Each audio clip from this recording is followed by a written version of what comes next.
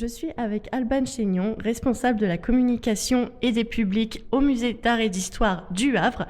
Si je suis avec elle aujourd'hui, c'est pour discuter de la future nuit des musées qui aura lieu le 14 mai prochain et nous allons parler plus précisément des musées d'art et d'histoire. Bonjour.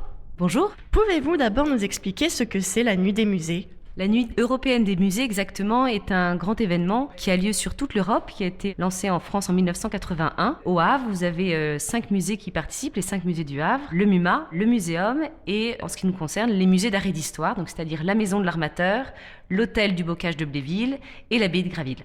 À quelle heure pourrons-nous venir sur place pour découvrir cette nuit des musées ? Les musées vont être réouverts dès 19h et jusqu'à 23h en entrée libre.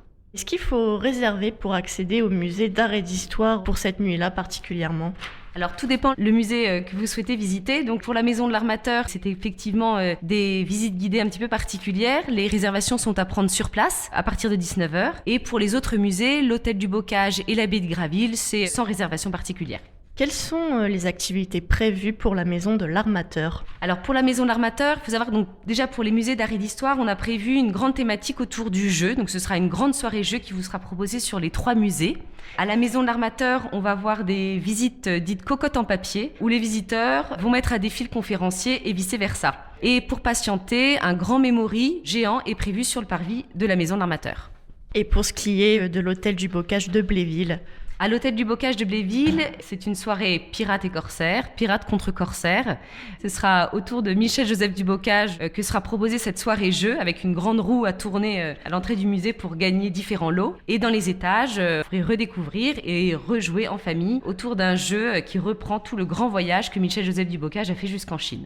Et donc, pour terminer, quelles seront les activités prévues pour l'abbaye de Graville ? À l'abbaye de Graville, c'est autour de la thématique médiévale que se concentreront les jeux. On a fait appel à l'association Essling 1198 et c'est plus de 20 jeux médiévaux qui vont être proposés à la fois sur l'ancien cloître et également dans la grande salle capitulaire.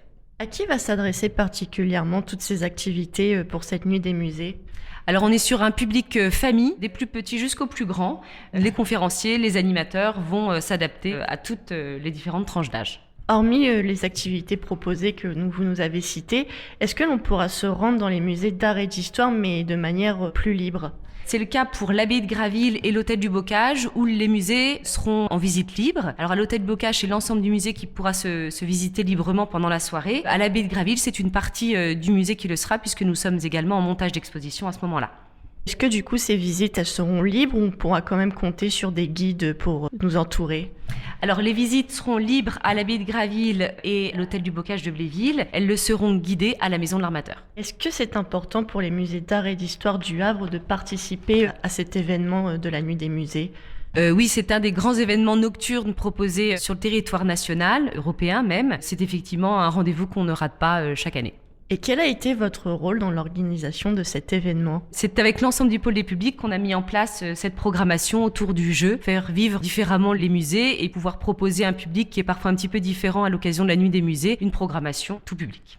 Très bien, merci beaucoup. Merci, au revoir.